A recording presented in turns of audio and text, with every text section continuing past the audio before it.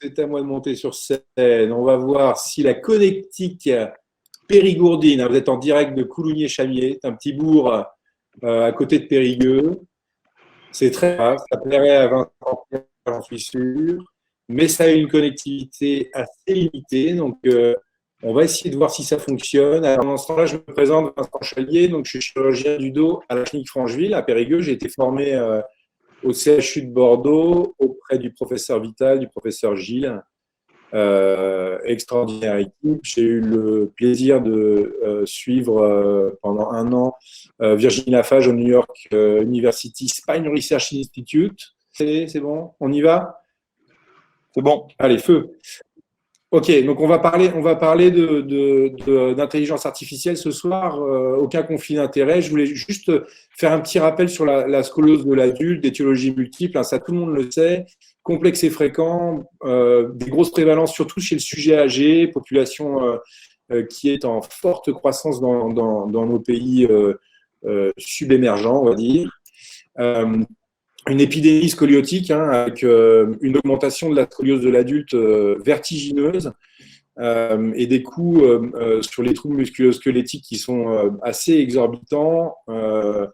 On parle d'une industrie de la visserie et des cages entre 10 et 15 milliards de dollars par an. Alors, un vrai fardeau scoliotique, hein, comme vous pouvez le voir sur ces études de International Spine Study Group. Je te coupe 2 secondes, Vincent. Je te coupe 2 secondes, on est sur la diapositive 3. Je pense que tu es plus loin, toi, déjà. Je vais te les mettre si tu veux, Vincent. Ah, on a de bonnes chances. Est-ce que vous voyez le topo de Vincent Chalier? Ça, tu peux passer. Étiologie multiple, complexe et fréquent, c'est bon. On parlait d'épidémie, ça, c'est bon. Un vrai fardeau, on parlait du fardeau, c'est juste celle d'après, avec des scores de qualité de vie pour la scoliose de l'adulte qui sont comparables aux malades atteints de cancer, d'insuffisance cardiaque, des maladies chroniques qui sont assez sévères sur le plan de la qualité de vie. Donc, un vrai fardeau. Next. Sur le plan thérapeutique, alors il y a énormément de littérature sur la chirurgie qui dit que la chirurgie, ça fonctionne de façon significative. Par contre, en termes de traitement médical, j'ai trouvé que dans la littérature, elle était assez pauvre et globalement, elle disait le traitement médical ne marche pas. Je suis pas vraiment d'accord avec ça et je pense que l'intelligence artificielle va pouvoir nous donner des pistes là-dessus. Next. C'est la question de ce soir. L'intelligence artificielle peut-elle améliorer la prise en charge des adultes scoliotiques? Next. Alors, il y aura un petit… D'ailleurs, Stevie m'a demandé, il va vous poser cette question en direct parce que c'est un peu comme sur Twitch. Hein, vous allez pouvoir interagir avec nous également via des petits sondages. Next. Pour vous donner un peu le programme de ce soir, on va en entrée parler un peu, définir les principaux termes relatifs à la data collection, au data mining. En place, je vais reprendre les principaux thèmes de la collection de données. On va appliquer toutes ces notions aux travaux des 2 plus gros groupes d'études qui sont l'ASSJ et l'European Spine Study Group en termes de littérature sur l'IA. Et puis en digestif, je vous montrerai si ça fonctionne, des petites milliardises sur le futur et l'imagerie. On peut passer. Alors, sur les définitions, je vous ai mis un gros Larousse. On va pouvoir passer. En gros, c'est Christopher Ames qui a sorti un joli chapitre sur l'intelligence artificielle et la déformation de l'adulte. En gros, il faut voir qu'il y a plusieurs niveaux. L'intelligence artificielle englobe des notions un petit peu en poupée russe.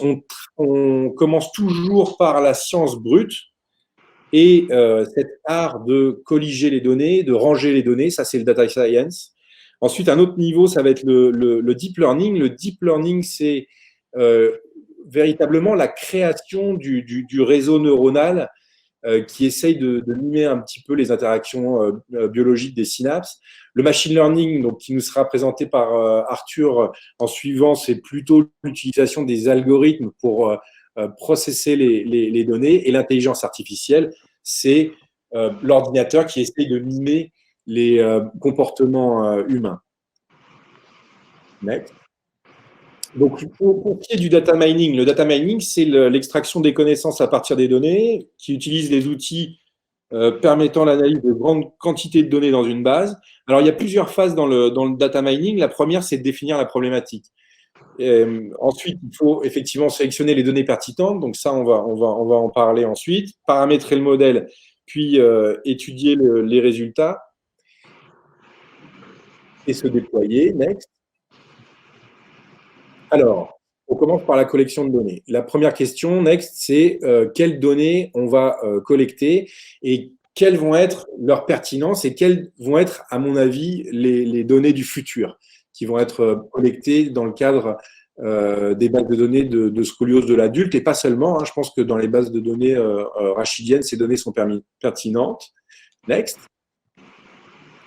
Alors, on connaît tout ça, hein, les données démographiques de base, âge, sexe, BMI, antécédent, cette carte d'identité. Ensuite, moi, je pense que ça, c'est une donnée qui est vraiment pertinente et qui est sous-évaluée, c'est les données d'emploi. Ces données d'emploi, elles ont des conséquences médico-sociales qui sont majeures.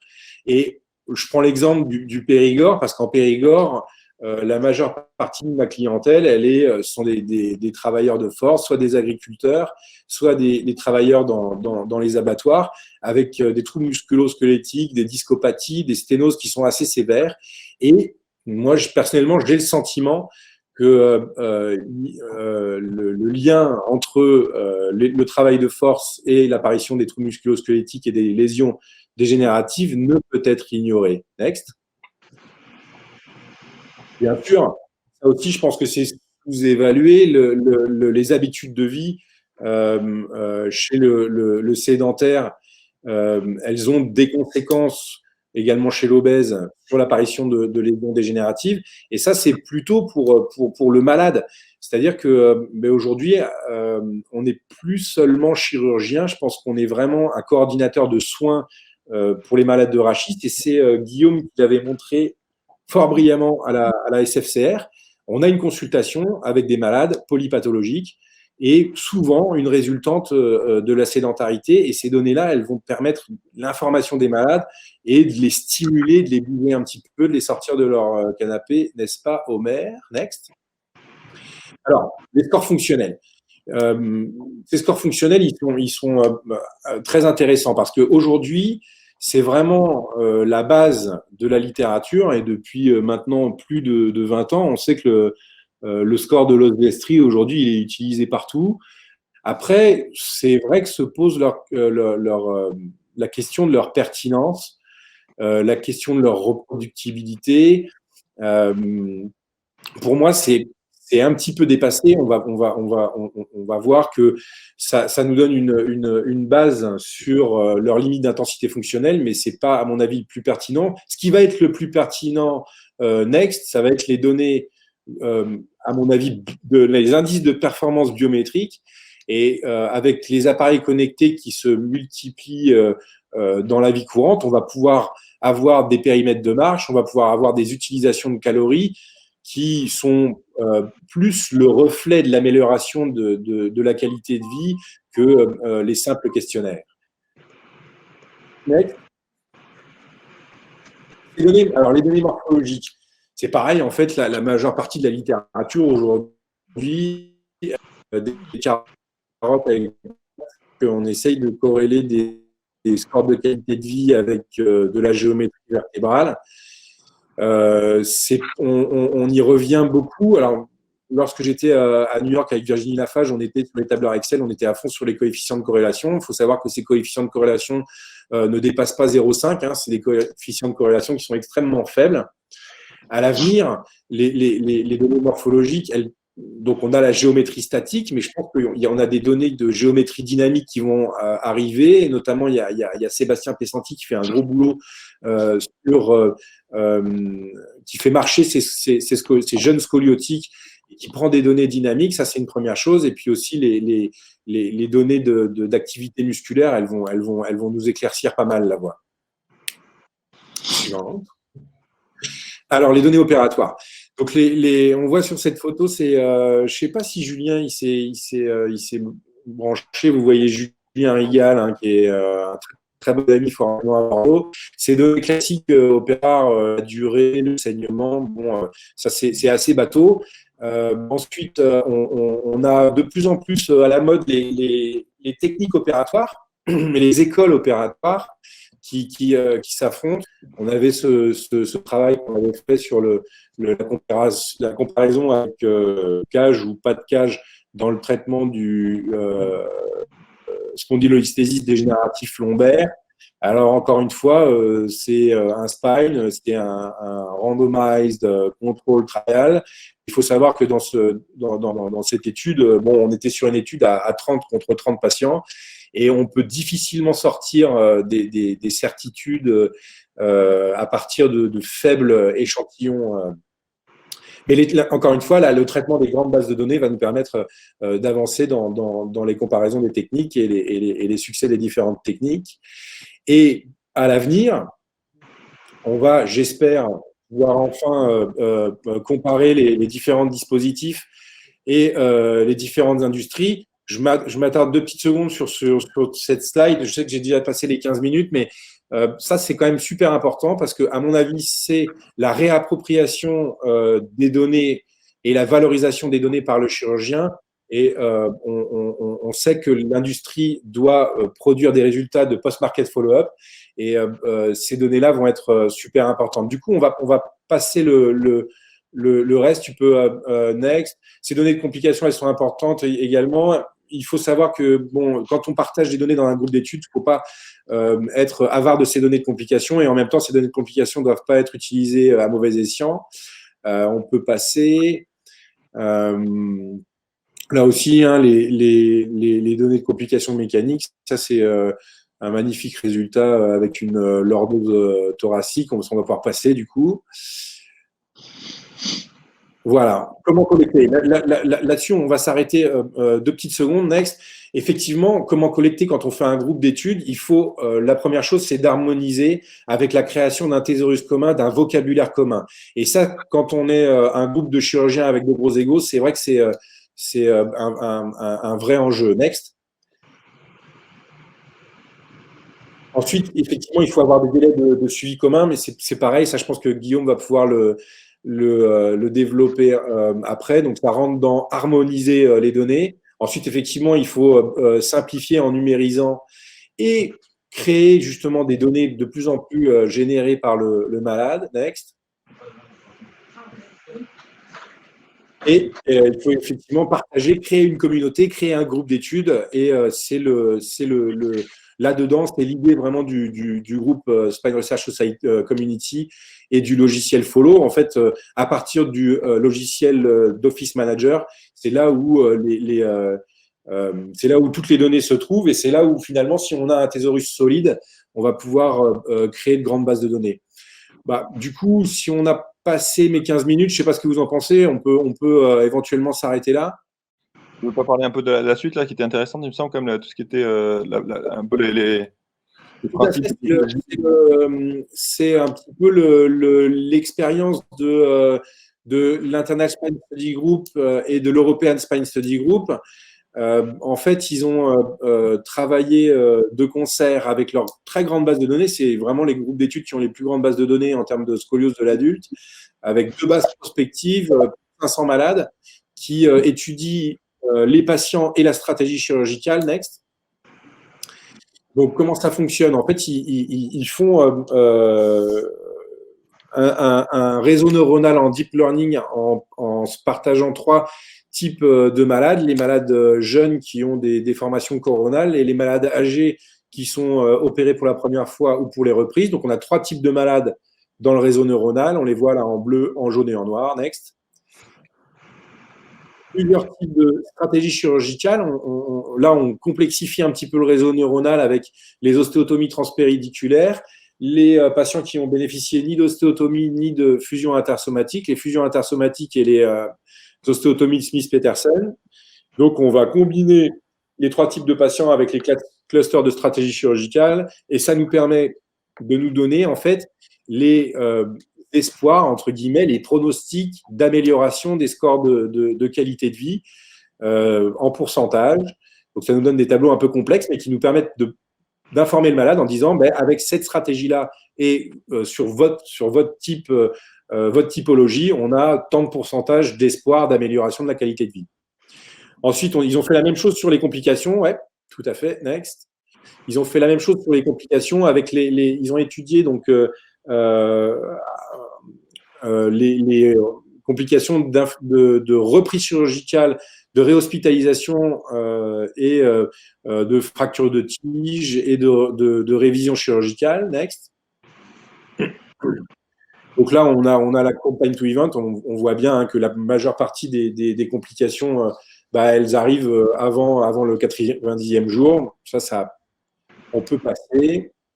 Donc en fait, ce qu'ils ont fait, c'est qu'ils ont pondéré les facteurs prédictifs de l'apparition de ces complications et ils ont montré que la majeure partie de ces complications venaient surtout du patient et de l'agressivité chirurgicale. Elles venaient assez rarement du chirurgien. Donc ça, c'est plutôt bon pour nous. Next. Alors, pour intégrer ce modèle, effectivement, donc ça, le chirurgien ne voit pas le patient de la même façon que l'intelligence artificielle. Le chirurgien, c'est le contact humain, effectivement, l'expérience, la littérature, alors que la machine voit ça comme un réseau neuronal. Next. Vous êtes un point dans le réseau neuronal. Donc, la machine qui mime effectivement les comportements humains, c'est pas pour demain. Next. Donc, en fait, je pense que Arthur va le développer, c'est la technique de la machine pour retrouver le malade. En fait, le malade est mis dans le réseau neuronal et la technique, c'est le rappel du voisin le plus proche avec les outcomes des techniques chirurgicales qui ont été appliquées sur leur voisin. Next. Voilà, donc vous êtes là et ce que va faire la machine, c'est next, ça et ça. Donc, elle prend en fait l'expérience des différents voisins pour pondérer et vous donner ce qui va vous arriver. Next. Voilà, en fait, en gros, ça reprend la synthèse des choses. Donc, on a deux types de malades, un malade âgé, un malade jeune. On fait mouliner leurs données dans la machine qui va nous donner les probabilités de risque et les probabilités d'amélioration de la qualité de vie. Next. Voilà, en gros, l'output que ça vous donne. Si vous avez un malade jeune avec tant de paramètres, la machine va vous donner ses risques de complications. Pareil pour le malade âgé. Next. Pareil pour les êtres actuels. Donc, vous voyez, madame, vous avez tant de chances de gagner en qualité de vie. Ça, c'est l'output. Ouais, tu peux le laisser. Ça, c'est l'output du logiciel direct, donc qui n'est pas super sexy encore. Next. Et je pense qu'on peut zapper l'imagerie. Peut-être la dernière slide pour vous montrer si elle fonctionne. Non, pardon, celle juste avant. Voilà.